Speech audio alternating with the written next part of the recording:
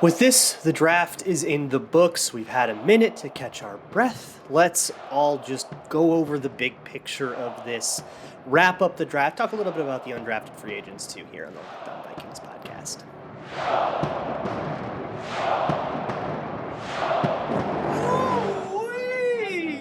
You are Locked On Vikings, your daily Minnesota Vikings podcast, part of the Locked On Podcast Network, your team every day. What's going on, everybody? Welcome to another episode of the Locked On Vikings podcast, part of the Locked On Podcast Network, your team every day. As always, I am your host, your pal, and the kid you copied off in math class. My name is Luke Braun. You can find me on Twitter at Luke Braun NFL. Shows on Twitter at Locked On Vikings. Thanks so much for making Locked On Vikings first listen of the day every single day. Today's episode is brought to you by BetOnline. BetOnline has you covered this season with more props, odds, and lines than ever before. BetOnline, where the game starts. Today on the show, it's kind of just a draft recap. Let's talk a little bit about some of the big picture things we couldn't really get into over the weekend as we were kind of trying to get, more into the individual players, and let's zoom out a little bit and talk about the draft as a whole. We'll talk about the trades, the idea, we traded with the division rivals, didn't really take a wide receiver, all that stuff, and then get into the undrafted free agents too. I got a little blurb on each of them. We'll go over that at the end of the show. But first, let me talk about some of the narratives that I've seen. And the three main ones, I guess, are not taking a wide receiver, OMG, they helped a division rival, and then an absolutely bizarre salary cap take I need to set the record straight on. But I guess not taking a wide receiver is the most sensical complaint that I've seen. Is that, at least, like, if you wanted a wide receiver, they didn't take a wide receiver, and you're mad about that. That all, follows. But here's the deal. I'm not that surprised. For one, wide receiver was a want, not a need, right? A lot of people are like, man, they are helping Kirk Cousins. They did get him a guard. It's not one we like talking about, but he happened. He's going to probably start. Ed Ingram is not going to just disappear because of his off-field. He's still there. I kind of feel like because people don't really want to talk about him on the field, that people are forgetting that he will be on the field. It's uncomfortable, but it's going to happen. And so if we're talking about helping Kirk Cousins, my opinion of Kirk Cousins has always been that protection goes further with him than receiving weapons. He's a very accurate quarterback. He doesn't need inaccuracy erasers to elevate him, right? I think he does a decent enough job, hitting wide receivers where they are. There's decision points and stuff that are better to go over kind of individually case by case. But I think protection is going to go a lot further with Kirk specifically than receiving is. And they did help they got a pass protection focused guard. So there's that. But also I think people just wanted a wide receiver. And I think people were just a lot higher on this receiver class than I am. So I have a really tough time sympathizing with, well, they just should have gotten one of these great receivers. Man, there were two of them I thought were first rounders, and one of them's coming off an ACL. I don't know about this. And so I only had Jameson Williams and Garrett Wilson as first rounders. Everybody else I thought was a second rounder or worse. And honestly, when the Vikings were up, at all the times they were actually on the clock looking at my board, I don't think I had a single time where a wide receiver was the pick I would have preferred. Or even a top 3 pick I would have preferred. I don't think there was a single moment in the entire draft. So for me, taking a wide receiver is a move or not taking a wide receiver is a move I kind of pretty strongly agree with. And if you're worried about but they need receiving weapons, right? Thielen's getting older. We don't know about what we have in KJ. Was the last season a fluke? All that. I get it.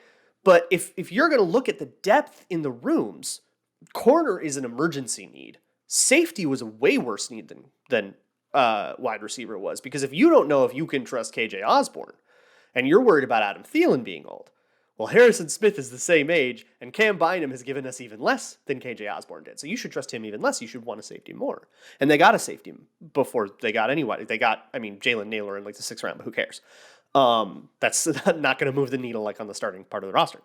Yeah, not getting a wide receiver is not something I think is very surprising. I think most of the opportunities they had to take a wide receiver kind of would have been a move I disagree with. But for whatever it's worth, I do like the pick of Naylor. I think he's a good pick in the 6th round there. But that kind of brings me to, but then they helped 2 wide receivers go to division rivals, and they made those trades. Now, if you go back to my recaps of those episodes, you'll hear me kind of complain about the Lions trade and then praise the hell out of the Packers trade. They fleeced the Packers. Like, do not forget, the Packers paid us back, and they overpaid us back. Like, still can't believe Gutekunst made that deal. And so I don't know if we necessarily helped the Packers. Like, I saw somebody put it like they threw a lifeline to the Packers, but it's like one of those lifelines, but it's like the mob, and now you owe them a favor forever, and you're gonna have to go like assassinate someone for them. It's one of those lifelines where it's like a deal with the devil, and like the Packers did not come out ahead in that deal, and I'm also just not high on Christian Watson at all, so it's a lot easier for me to be comfortable with it because I kind of think they took a bad dude. The Lions is a little harder because we undercharged the Lions, and I was pretty upset about that, right? If you're going to trade with someone in the division, it has to be like the Packers trade, where you give, 2 first-round pick or 2 second-round picks for 1 second-round pick. A high second for 2 low seconds is absolutely unheard of value for the team that gets the 2 low seconds. It's absolutely insane. And the Lions kind of got away with not having to pay as much as they should have had to pay to go from 32 to 12. That said, on all of the charts, all the mega nerd charts that kind of go after like how outcomes typically work, picks 32 and 34 and 66, that package historically has been more valuable than the package of 12 and 46, right? So from that aspect, the Vikings won the trade, and it'll all come down to how the players worked out that they picked. That's always going to dominate the narrative.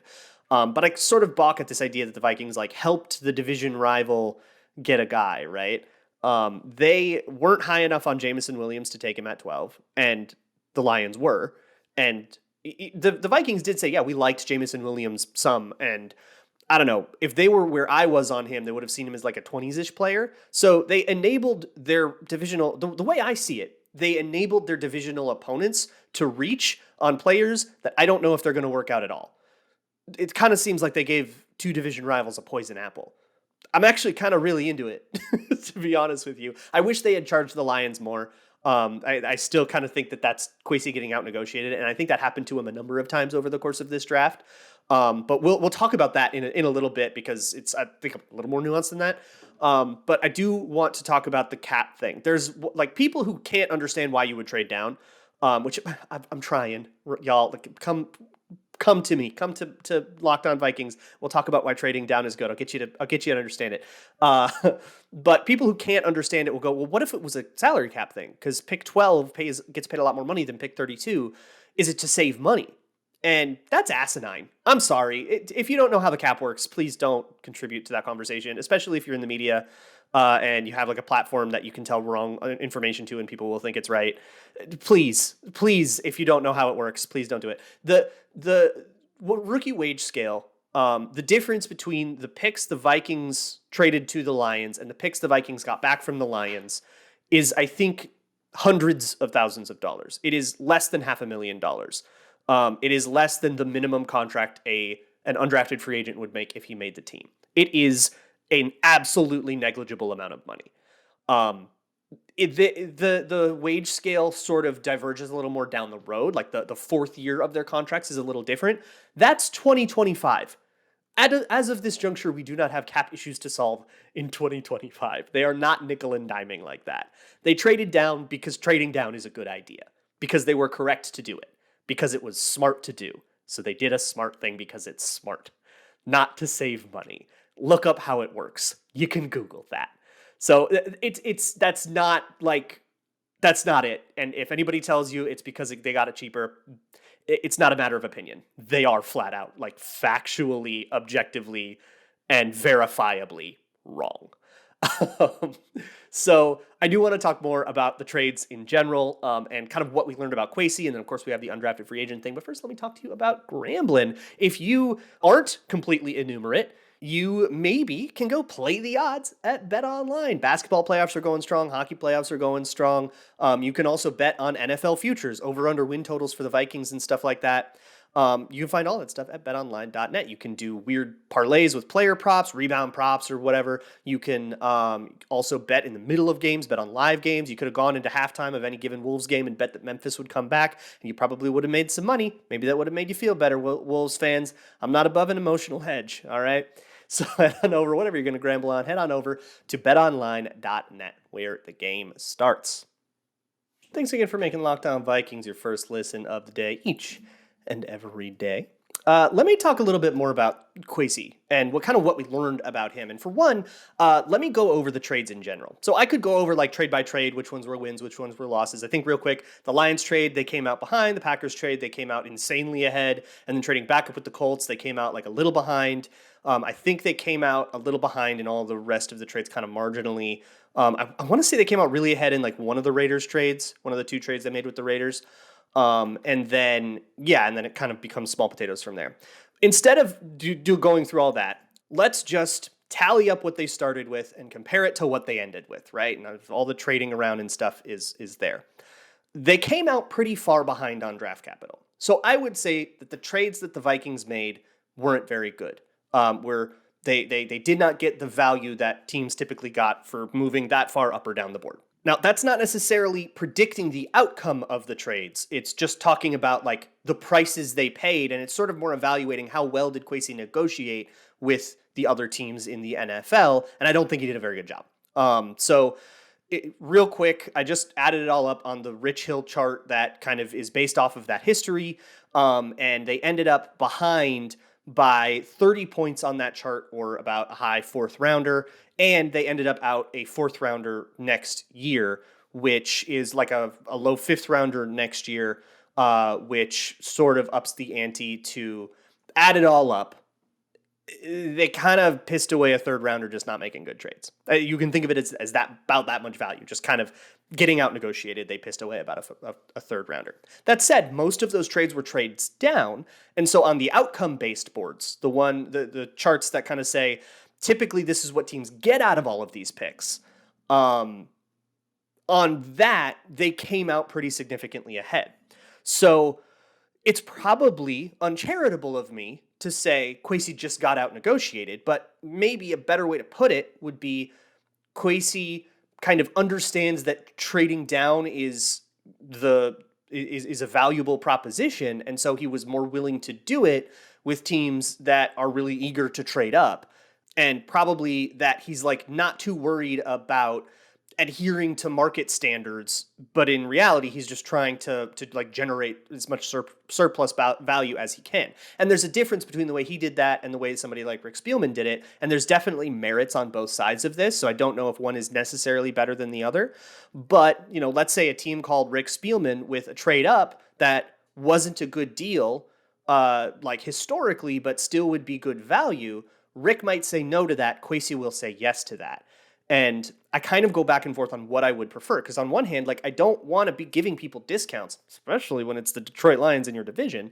But on the other hand, taking a slightly inefficient but still profitable deal will be better than declining the deal entirely. You can't go broke making a profit, right? It's just different philosophies. And I think comparing the two and kind of how the Vikings will behave differently now is an interesting conversation to me. So there's that. And going back to the two divisional trades, again, I think those were kind of poison apples. And I think it was, you're going to take a guy like, especially in Christian Watson, especially with the Packers one. With the Lions one, it's less so. And I do think that they were just so eager to trade down.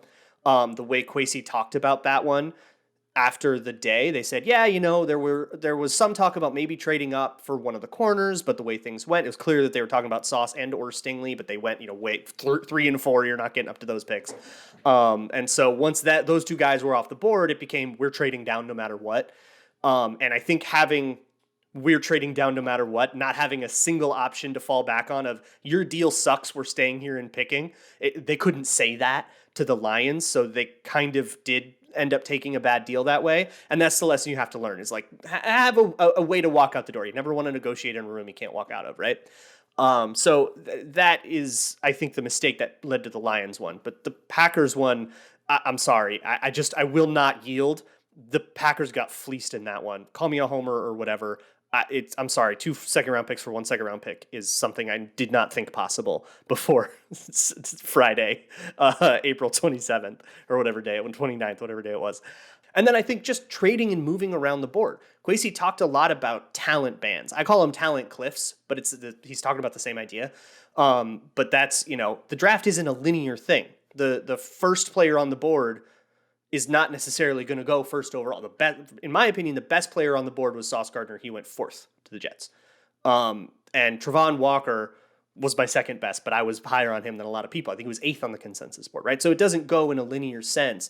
But also the difference between Sauce Gardner and Travon Walker, or whoever you had 1 and 2, is not going to be the same as the difference between 2 and 3 and the difference between 3 and 4 and so on.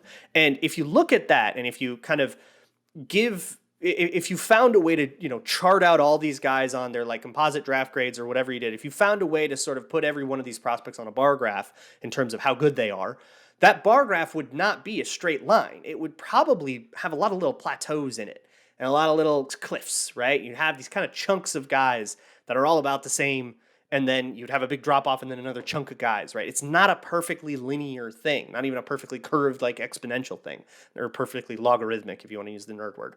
So navigating that, you want to pick a bunch of times in one plateau before the cliff.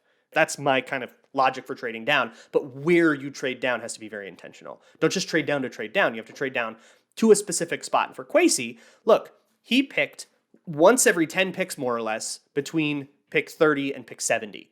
And like that, he really kind of targeted all of his capital to that spot because he can get the most picks in there and really target that as like a surplus value place where you want to do all your mining, right? Compare that to Rick Spielman, who just wanted volume of picks in general. He picked 15 times. They'd all be 7th round picks because all these guys are draftable prospects and they had really deep boards and they were really excited about all these players. But they weren't necessarily targeting it in a specific spot of the draft. They just wanted as many players as they could possibly get. Ryan Poles is doing the same thing over in Chicago, which I think is really funny because the Vikings almost hired Ryan Poles, and that may have even been more samey here in Minnesota if they had gone with him instead of Kwesi. The what if there is going to be so fascinating to watch it unfold. But that's kind of what I learned about Kwesi, is how he navigates talent cliffs, that he really values doing a lot of trades, moving around. Even if those deals aren't good, he'll still take them. I don't know if I love that about him, but we learned it about him. And that the Vikings coaches were really looking for guys that know what's going on in front of them and are athletic enough to do something about it. That seems to be the thesis here. And of course, we'll see how all these guys work out. I want to talk to you about the undrafted guys. They have 8 new Vikings that all joined, and I've got a little blurb on all of them, so we're going to go over that. But first, let me talk to you about the best tasting protein bar on the planet. It's Built Bar. Built Bar is delicious, covered in 100% chocolate, like 130 calories in one of these bad boys. So it tastes like a candy bar. It's going to trick your brain into thinking it's a candy bar, but your diet doesn't think it's a candy bar. Your diet thinks it's something you take like post-workout, like 17 grams of protein in one of these. So you can totally do it post-workout, and it's absolutely delicious. Comes in a bunch of great flavors like chocolate orange, chocolate peanut butter, chocolate raspberries, one of my favorites. There's a mint one. There's also Built Puffs, which are like a marshmallow-y kind. I don't know how they figured out how to make it taste like a marshmallow covered in chocolate, like something you get on Easter. It absolutely rules. And again, like 4 grams of sugar compared to like 30 grams of sugar in a regular candy bar. So head on over to Built.com, enter promo code LOCKED15, that's LOCKED15, all one word. You can get 15% off of your order. That's promo code LOCKED15 at Built.com. Moving on with this episode of the Locked On Vikings podcast, I'm not going to go over the undrafted free agents in a lot of detail, but I'll give you a blurb so you kind of understand who they are and talk about kind of what is their path to make the roster. If they're going to make the team, what is it going to look like? That's kind of what I'm focusing on here, because these guys are all long shots to make the team. Every undrafted guy is. The first one I want to go over is the one that they paid the most. They paid 2 guys like a lot of money, guaranteed money for undrafted free agents. Another cap thing you kind of don't have to worry about because of the way undrafted free agent contracts work. If they actually make the team, they'll basically be on negligible cap contracts. And there's a really low chance that you're saddled with any dead money. If it comes up, I'll explain it in more detail. But for now, suffice to say, you don't have to care about how much money an undrafted guy makes. It's just that it's a signal how much the there was a market for him. They had to outbid somebody for this guy. Wake Forest, call him an edge rusher, Luigi Villan. He was a 5-star recruit that had offers from like all the major blue blood schools. He chose Michigan, and then he couldn't get on the field for 4 years. And I don't think it was much with injury. I mean, look, there's some weird stuff, COVID and all that. But he couldn't win the job. He couldn't get snaps. And so he never really got a chance to hone his craft. But he's got good bursts off the line. He bends around the edge, and he's got a really good body type. He looks the part and all that stuff. At Wake Forest, he sort of got to showcase some skills, but it's very clear that he hasn't put like pass rush plans together yet. He doesn't really rush with any savvy at all. He sort of, if he just tries to bend around you, and if he can't bend around you, he's lost the rep. And kind of not having 5 years of college, I'll say quote unquote experience, and then being that unpolished really hurts. And he's a 23-year-old prospect, so an older prospect. This is why he didn't get drafted, right? He's like old, experienced, and he's not very good at it yet. But he doesn't have actual experience, right? He was just on rosters, but he didn't get a lot of that playing time and attention because he was buried behind the David Ojabos of the world. And he had to transfer to get reps, which is sort of a red flag in and of itself. You had to go on a worse team to get to play. So I don't feel like he's going to, take the world by storm and make the team. But at the same time, the edge rusher group is pretty thin. So maybe. And the other guy's also an edge rusher that they paid a lot of money to. That's Zach McLeod out of Miami. He's really interesting. He's like an all motor, all grit guy. His athletic testing was a disaster. And he's like a run blocking dude. He's like a very responsible edge rusher, I guess. He's also sort of like a tweener size. So he's a little a bit smaller than you wish he was. And he's not like that good of an athlete for playing in Miami, another Power 5 school. But his best shot to make the team is via run defense because he can hold a block, he can hold his spot, he can be where he's supposed to be, and coaches will love that. That will get you reps, that will get you attention, and then hopefully you can kind of build on something from there. But he sort of has to build a pass rush plan out of nothing. Otherwise, he's kind of all motor, no talent. Thomas Hennigan is the next guy out of App State, wide receiver. A bigger bodied guy, total toughness, grit guy, and he was productive enough at App State, but he totally torpedoed the combine, which a lot of these undrafted guys are like really bad tested athletes that were sort of draftable for a different reason or were in the conversation for a different reason.